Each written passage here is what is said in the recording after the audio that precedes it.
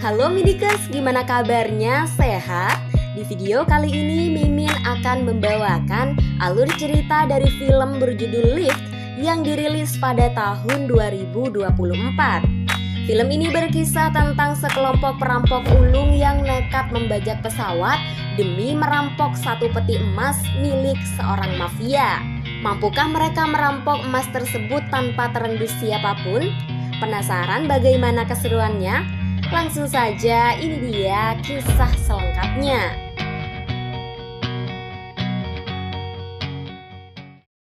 Berlatar di sebuah kota di Venice, scene dibuka dengan memperlihatkan seorang laki-laki bernama Cyrus yang sedang mendatangi pameran di sebuah museum untuk mengikuti lelang. Entah apa yang direncanakan oleh Cyrus, tapi nampaknya dia terhubung dengan beberapa orang yang ada di luar gedung maupun di dalam gedung. Acara lelang itu diawasi langsung oleh salah satu agen Interpol bernama Abi dan beberapa anggota timnya, di mana nampaknya Abi mulai waspada dengan kehadiran Cyrus yang ternyata adalah perampok seni kelas kakap. Tak lama salah satu karya seni berupa topeng kamera yang sangat canggih yang mampu menciptakan NFT karya seorang artis anonim yang dikenal dengan julukan N8 akan dilelang. Di mana hal itu menarik perhatian semua orang yang datang, termasuk Cyrus yang langsung memberikan tawaran seharga 12 juta dolar. Harganya pun semakin naik saat topeng itu diperebutkan oleh pengusaha muda bernama Molson dan seorang bapak tua. Namun pada akhirnya Cyrus berhasil memenangkan lelang itu seharga 20 juta dolar. Lift. Di sini nampaknya Cyrus berencana untuk mencuri topeng itu, di mana tepat saat topeng itu terjual kepadanya, tiba-tiba alarm keamanan berbunyi karena salah satu rekan Cyrus berhasil menyusup ke dalam museum untuk mengambil beberapa lukisan berharga. Dan saat semua orang sedang panik, diam-diam Cyrus membawa artis atau pencipta topeng itu pergi dengan bantuan beberapa rekannya. Disinilah Abi baru menyadari bahwa Cyrus mengincar topeng tersebut dan untuk mendapatkan topeng itu, satu-satunya yang bisa membuka kode aksesnya adalah penciptanya. Saat Cyrus berhasil mengeluarkan lukisan curiannya, Abi tak sengaja melihat N8 tengah dibawa pergi oleh Cyrus. Abi pun tak tinggal diam dan langsung mengejar kapal mereka, di mana Abi sendiri tidak tahu bahwa di kapal Cyrus terdapat tim dengan skill yang tidak main-main. Salah satunya adalah sopir yang sangat handal mengendarai apapun dan yang lainnya adalah seorang hacker yang mampu mengendalikan segala hal di sekitarnya hanya dengan gerakan jari. Meski begitu, Abi tidak menyerah mengejar mereka hingga akhirnya salah satu rekan Cyrus berhasil mengaktifkan tanggul laut sehingga Abi tidak lagi bisa mengejar mereka.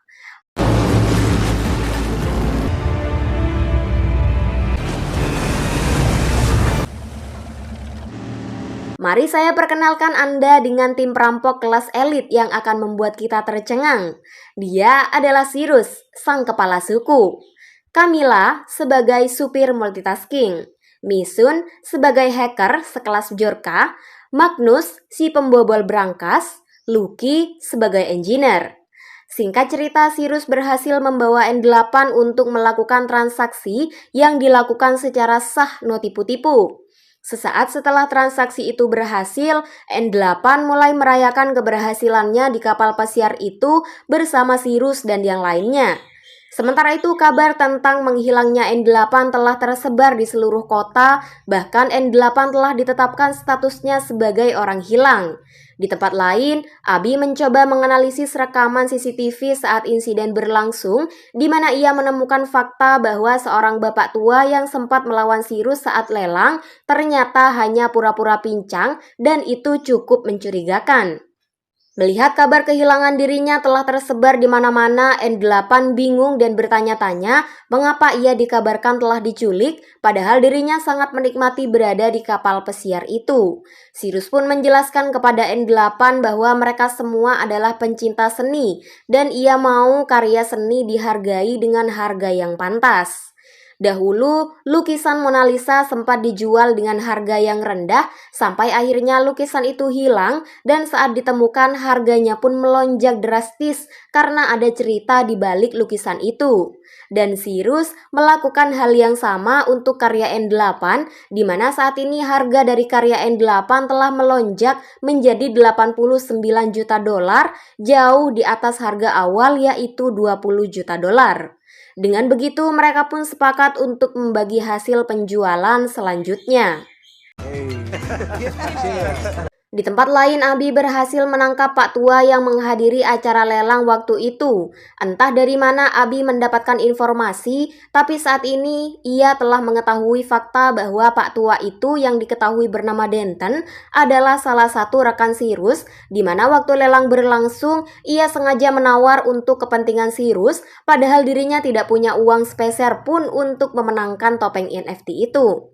Dan ya, Denton sendiri adalah salah satu rekan Cyrus dengan keahlian khusus berupa penyamaran.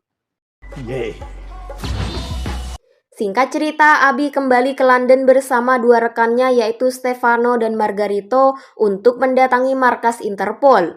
Lalu tiba-tiba atasan Abi yaitu Huxley memanggil Abi untuk membicarakan hal yang serius. Seorang miliarder bernama Jorgensen yang rela melakukan apa saja demi meningkatkan kekayaannya, bahkan tanpa pikir panjang ia mampu menjatuhkan sebuah pesawat yang penuh dengan warga sipil hanya untuk mendapatkan saham maskapai. Menurut seorang informan, saat ini Jorgensen sedang bekerja sama dengan hacker kelas dunia yaitu Leviathan untuk melakukan serangan besar pada perairan, di mana hal itu tentu akan memakan jutaan korban dari warga sipil. Leviathan meminta bayaran berupa emas kepada Jorgensen, dan satu-satunya cara untuk menggagalkan rencana itu adalah mencuri emas sebelum tiba di tangan Leviathan. Huxley mengetahui fakta bahwa Abi dan Cyrus sempat dekat, maka dari itu ia memerintahkan Abi agar mau membujuk Cyrus melakukan misi ini.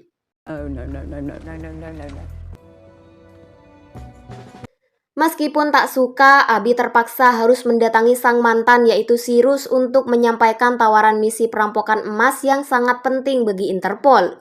Begitu mengetahui fakta bahwa dirinya harus berurusan dengan Jorgensen, Cyrus pun langsung menolak mengingat kepribadian Jorgensen yang sangat bengis. Abi pun mengatakan jika Cyrus menolak maka ia dan seluruh anak buahnya akan mendekam di penjara atas berbagai kasus perampokan yang ia lakukan sebelumnya. Namun jika dirinya setuju, Abi menjanjikan bahwa Cyrus dan seluruh anak buahnya akan kebal hukum. Cyrus pun setuju dengan syarat Abi mau bergabung dengan timnya dalam misi ini karena jika tidak, Cyrus khawatir Interpol menjebak mereka dan langsung membuang mereka saat tujuannya telah tercapai.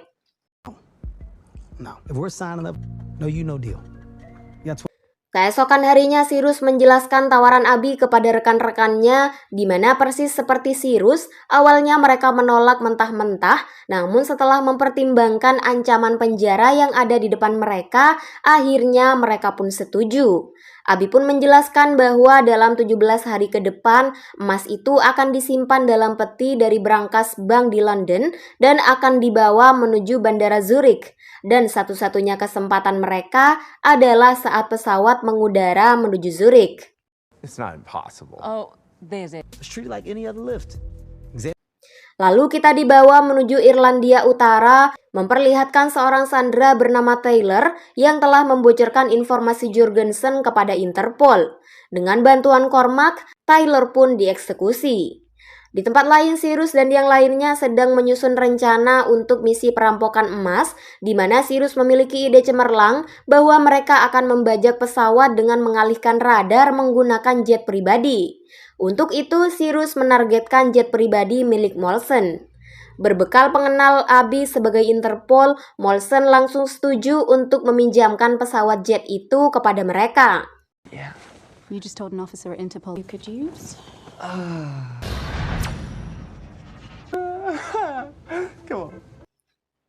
Singkat cerita, pesawat telah tiba di markas dan mereka mulai mempersiapkan dengan matang tugas-tugasnya masing-masing.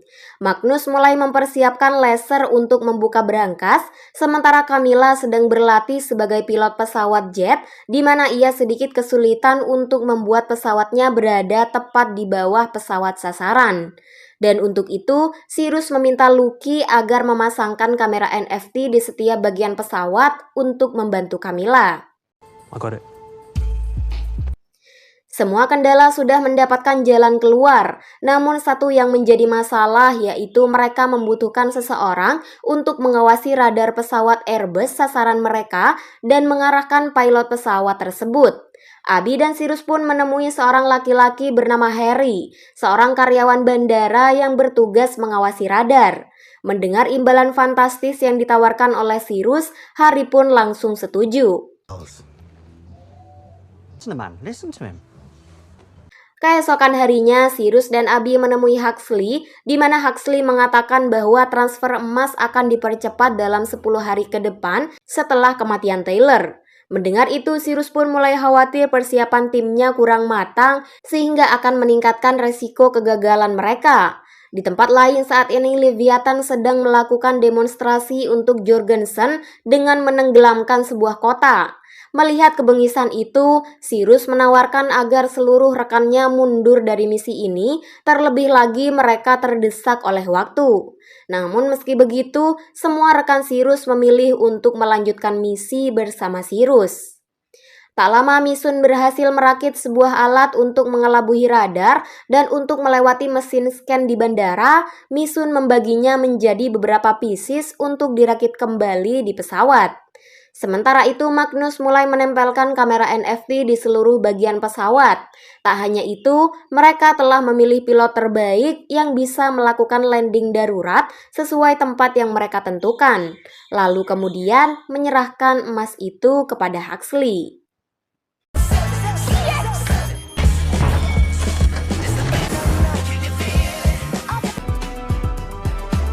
Keesokan harinya, misi besar pun dimulai.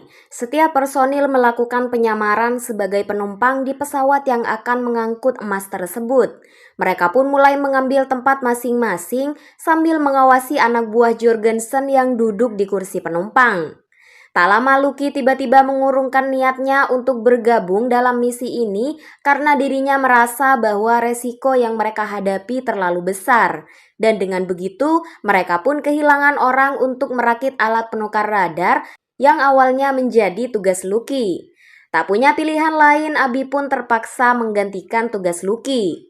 Sementara yang lain sibuk mengumpulkan semua bagian alat yang akan dirakit oleh Abby, di tempat lain Camilla sedang bergerak sendiri menerbangkan pesawat jet pribadi yang telah dimodif sedemikian rupa agar dapat mengelabui radar.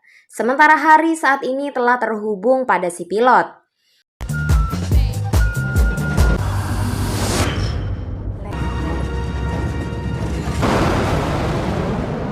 Kini giliran Abby untuk merakit alat penukar radar di mana awalnya semua berjalan cukup mulus sampai akhirnya Abby menjatuhkan benda itu hingga Cyrus harus turun tangan. Untuk menghilangkan kecurigaan anak buah Jorgensen, keduanya berpura-pura sedang ngecas di dalam toilet. Sementara itu dengan susah payah Camilla telah berada tepat di bawah pesawat, di mana karena penukar radar itu tidak selesai tepat waktu, keberadaan pesawat Camilla pun terbaca oleh radar. Hal itu sempat membuat Harry panik karena jika tidak segera dibereskan, rencana mereka pasti gagal total, namun beruntung tak lama benda itu berhasil dirakit dan masalah pun terselesaikan.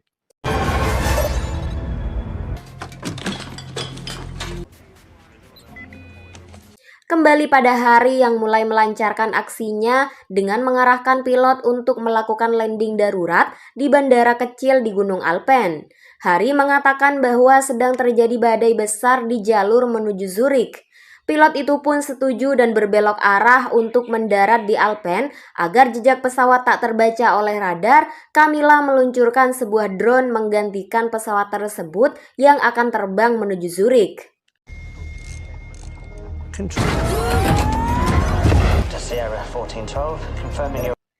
Saat situasi mulai terkendali, Magnus pun memulai aksinya untuk membobol berangkas emas, di mana untuk melindunginya, Misun memutus jaringan Wi-Fi sehingga anak buah Jorgensen tidak bisa terhubung satu sama lain.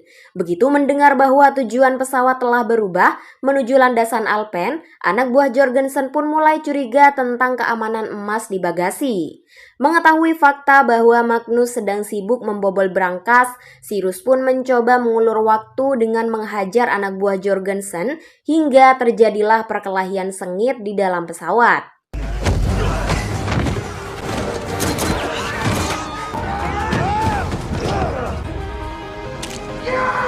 Tak lama berangkas pun berhasil dibobol, namun nampaknya Cyrus dan Abi tertangkap basah yang di waktu itu pula pilot pesawat harus bertarung melawan landasan Alpen yang penuh salju dan sangat berisiko untuk seluruh penumpang.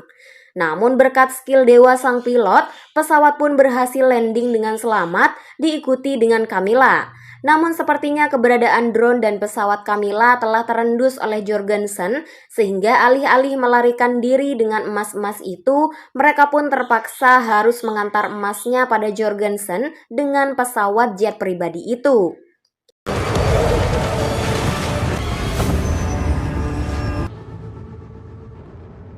Kabar tentang kejadian itu sampai di telinga Huxley di mana ia pun menjadi kebingungan karena pesawat pribadi yang dikendarai oleh Camilla tidak bisa terbaca oleh radar manapun.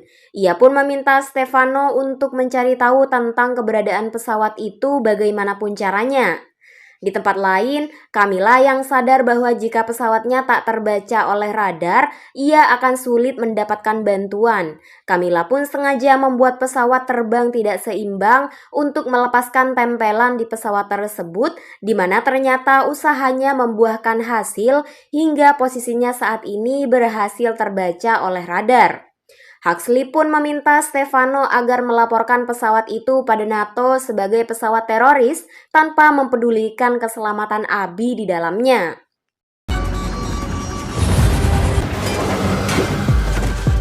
Get me NATO. Di tempat lain, perwakilan Leviathan telah tiba di kediaman Jorgensen untuk mengambil emas. Karena Jorgensen terlambat menyerahkan emas selama beberapa jam, pihak Leviathan sebagai hacker kelas atas mengancam akan mengosongkan rekening Jorgensen yang tersebar di berbagai negara.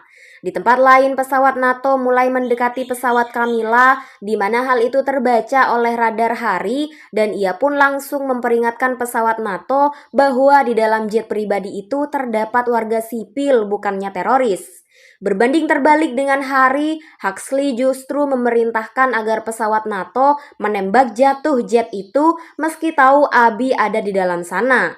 Karena jet itu tidak bisa terhubung dengan pesawat NATO, Abi dan Camilla pun memanfaatkan layar canggih pesawat untuk meyakinkan pihak NATO bahwa warga sipil ada di dalam jet itu. Dengan begitu, pihak NATO pun tidak bisa mengikuti perintah Huxley.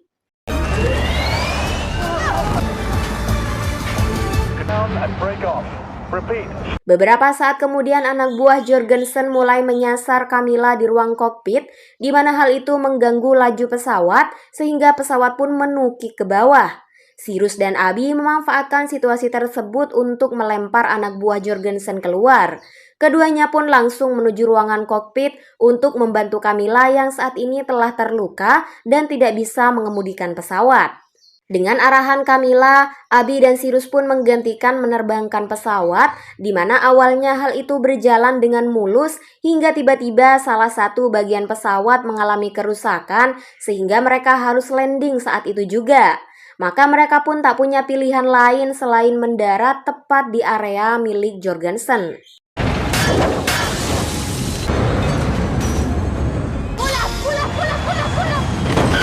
Kerusakan pesawat itu mengakibatkan mereka mendarat dengan brutal sehingga jet itu mengalami kecelakaan, namun untung saja Abi, Cyrus, dan Camilla berhasil selamat.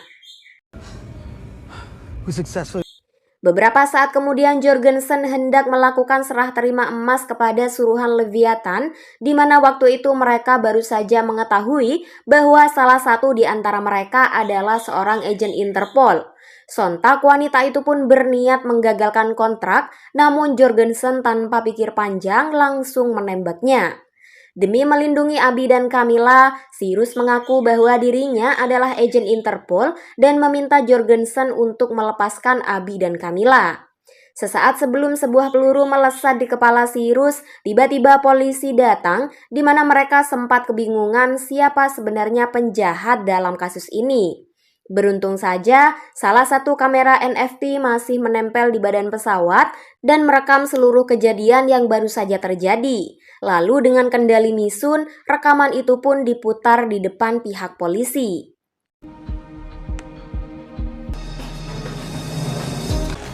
Full camiseria. Beberapa saat kemudian, Huxley dan Stefano tiba di sana, di mana Abby berniat untuk berterima kasih kepada Huxley karena ia pikir Huxley yang menghentikan pesawat NATO menembak jetnya. Begitu tahu bahwa rekannya itu tidak mempedulikan keselamatannya dan bahkan meminta pesawat NATO untuk menembak jetnya, Abby pun langsung mengundurkan diri. Abby, let me explain. Abby memilih untuk bergabung bersama Camilla dan Cyrus, di mana seiring berjalannya waktu, Abby pun kembali dekat dengan Cyrus, bahkan saat ini mereka telah menjadi sepasang kekasih.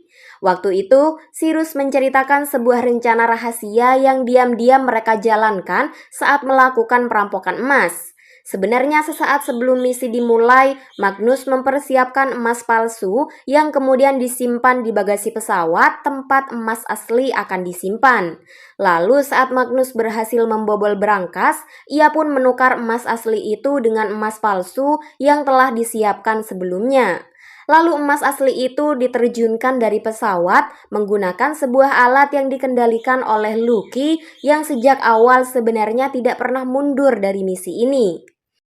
Magnus dipped hundreds of iron bars. He swapped the crates. He just had a different gig.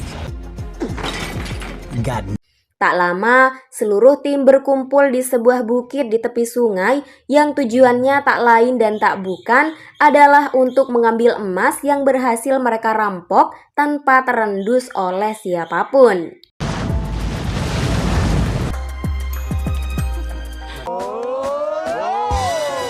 Dan disinilah film pun berakhir.